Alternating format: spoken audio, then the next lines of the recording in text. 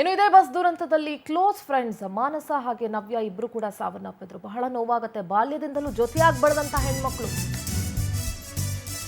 ಜೊತೆಲೇ ಓದ್ದವರು, ಬಾಲ್ಯದಿಂದಲೂ ಕೂಡ ಜೊತೆಯಲ್ಲೇ ಕೆಲಸ ಮಾಡ್ತಿದ್ದವರು, ಈಗ ಎದೆ ಎತ್ತರಕ್ಕೆ ಬೆಳೆದು ನಿಂತಂತ ಹೆಣ್ಣು ಮಕ್ಕಳನ್ನ ಕಳ್ಕೊಂಡು ಕುಟುಂಬ ಕಣ್ಣೀರು ಹಾಕ್ತಾ ಇದೆ. ಮಕ್ಕಳ ಮದುವೆ ಕನಸು ಕಂಡಿದ್ರು ನವ್ಯ ಹಾಗೂ ಮಾನಸ ಹೆತ್ತವರು. ಮದುವೆ ನಿಶ್ಚಯ ಕೂಡ ಆಗಿತ್ತು.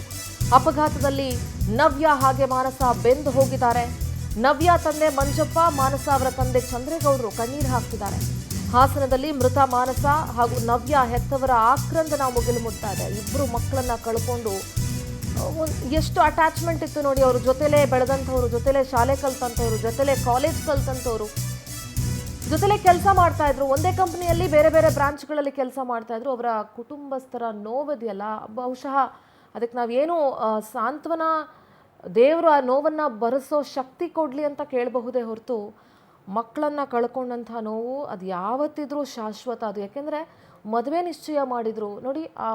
ನವ್ಯ ಹಾಗೂ ಮಾನಸ ಅವರ ಫುಟೇಜ್ಗಳನ್ನು ನೋಡ್ತಾ ಇದ್ರೆ ಒಂಥರ ಬಹಳ ನೋವಾಗುತ್ತೆ ಮನಸ್ಸಿಗೆ. ಎಷ್ಟು ಮುದ್ದಾಗಿದ್ದಂಥ ಹೆಣ್ಮಕ್ಳು ನೋಡಿ, ಎಲ್ಲ ಕಡೆ ಜೊತೆಲೇ ಇರ್ತಾಯಿದ್ರು, ಜೊತೆಯಲ್ಲೇ ಆಡಿ ಬೆಳೆದಂಥವರು ಜೊತೆಯಲ್ಲೇ ಸಾವನ್ನಪ್ಪಿದ್ದಾರೆ ಅಂತ ಹೇಳಿದ್ರೆ ಅವರ ಸ್ನೇಹಕ್ಕೆ ಒಂದು ಹ್ಯಾಟ್ಸ್ ಆಫ್ ಹೇಳಲೇಬೇಕು. ಅವರ ಎಷ್ಟು ಗಟ್ಟಿ ಸ್ನೇಹ ನೋಡಿ.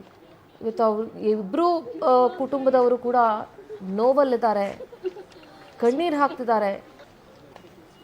ಮಕ್ಕಳನ್ನು ಕಳ್ಕೊಂಡು ಮದುವೆ ಮಾಡಬೇಕು, ಮಕ್ಕಳಿಗೆ ಅವರ ಜೀವನ ನಡೆಸೋದನ್ನು ನೋಡಬೇಕು ಅಂತ ಕನಸು ಕಟ್ಟಿದ್ರು ಹೆತ್ತವರು. ಅಫ್ಕೋರ್ಸ್ ನವ್ಯ ಹಾಗೆ ಮಾನಸ ಕೂಡ ಒಂದೊಳ್ಳೆ ಕನಸುಗಳನ್ನು ಕಟ್ಕೊಂಡಿದ್ರು. ಆ ಕನಸುಗಳೆಲ್ಲ ಬೆಂದು ಹೋಗಿದೆ ಈಗ. ಇಂಜಿನಿಯರ್ ಮುಗಿಸಿ ಎಂಟೆಕ್ ಮುಗಿಸಿ ಕೆಲಸ ಮಾಡ್ತಿದ್ರು. ಹಿಂಗೆ ರೆಸ್ಪಾನ್ಸಿಬಲಾಗಿ ಹಿಂಗೆ ಒಂದು ದಿವಸ ಟೂರ್ ಹೋಗ್ತೀವಿ ಅಂತ ಹೊರಟಿದ್ರು. ಹಿಂಗಾಗಿ ದುರಂತ ನಡೆದಿತ್ತು. ಚೆನ್ನಾಗಿದ್ರು ಎಲ್ಲ ಒಟ್ಟಿಗೆ. LKG UKG ಇಂದ ಒಟ್ಟಿಗೆ ಬೆಳೆದವರು, ಈಗಲೂ ಎಲ್ಲ ಒಟ್ಟಿಗೆ ರೂಮೆಂಟ್ಸಲ್ಲಿದ್ದವರು. ಹಿಂಗಾಗಿದೆ, ಏನು ಮಾಡೋದು. ಈ ಕೊನೆದಾಗಿ ಅವತ್ತು ನಿನ್ನೆ ರಾತ್ರಿ 9 ಗಂಟೆ ಕೊನೆದಾಗಿ ಮಾತಾಡಿದ್ವಿ. ಶುಕ್ರವಾರ ಶನಿವಾರ ಲ್ಯಾಬಿಗೆ ಕಳಿಸಿದ್ದು ಬರುತ್ತೆ. ಅದು ಯಾವತ್ತಿಗೆ ಹೇಳ್ತೀವಿ, ಫೋನ್ ಮಾಡ್ತೀವಿ ಅಂದರು. ಇನ್ನು ಫಿಕ್ಸ್ ಮಾಡಿರಲಿಲ್ಲ, ಮಾತುಕತೆ ಎಲ್ಲ ಆಗಿತ್ತು. ಹಿಂಗೆ ಭಾನುವಾರ ಬಂದ್ಬಿಟ್ಟು ಎಲ್ಲ ಮಾತಾಡೋಣ ಅಂತ ಹೇಳಿದ್ರು. ಹಾಗಾಗಿ ಅಷ್ಟೊಳಗೆ ಹಿಂಗೆ ಇದ್ದವ್ರು ಅಂತ ಹೇಳಿದ್ರು. 8:25 ಬಸ್ ಹತ್ತಿ, ಬಸ್ಸಲ್ಲಿ ಒಂದು ಅರ್ಧ ಗಂಟೆ ಫೋನಲ್ಲಿ ಮಾತಾಡಿದ್ರು.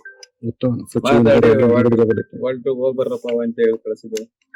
ಬೆಳಗ್ಗೆ 7 ಗಂಟೆಗೆ ಫ್ರೆಂಡ್ ಫೋನ್ ಮಾಡಿದ್ರು, ಹಿಂಗಾಗೈತೆ ಬಸ್, ಹಾಸ್ಪಿಟಲ್ ಆಕ್ಸಿಡೆಂಟ್ ಆಗಿದೆ, ನಾವೊಂದು ಹಾಸ್ಪಿಟಲ್ ಇದ್ವಿ, ಅವ್ರೊಂದು ಹಾಸ್ಪಿಟಲ್ ಬಂದು ಕರ್ಕೊಂಡು ಹೋಗಿ ಅಂತ ಫೋನ್ ಮಾಡಿದ್ರು. ಅಲ್ಲೋಗಿ ನೋಡಿದ್ರೆ ಅಲ್ಲಿ ನಮ್ಮ ಮಗಳದು ಇದೇ ಇತ್ತು, ಎಲ್ಲ ಸುಟ್ಟು ಹೋಗಿ. ನಾವು ಇರೋರ್ಗೆ ಹೋಗಿ ಎಲ್ಲ ಹಾಸ್ಪಿಟಲ್ ಚೆಕ್ ಮಾಡಿದ್ವಿ. ಇರೋ ಹಾಸ್ಪಿಟಲ್ ಚೆಕ್ ಮಾಡಿ ಚಿತ್ರದುರ್ಗ ಹಾಸ್ಪಿಟಲ್ ಹೋಗಿ ಅಲ್ಲಿ ನೋಡಿದ್ರೆ ಅಲ್ಲಿ ಗುರ್ತಿಡಿಯಕ್ಕಾಗದಷ್ಟು ಇದಾಗೋಯ್ತು.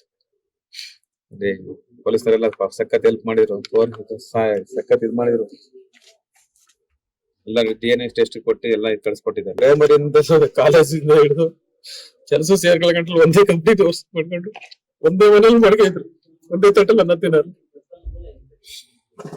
ಒಂದೇ ಸಲ ಸತ್ತೋದ್ರಿ ಇಬ್ರು. ಎಷ್ಟು ಜನಕ್ಕೆ ಅನ್ನ ಹಾಕ್ರಿ ಸರ್, ನಮ್ಮ ಮಕ್ಳು ಉಳಿಸ್ಲಿಲ್ಲ ದೇವ್ರು. 50 ಜನ ಕೇಳಿದ್ರೆ 50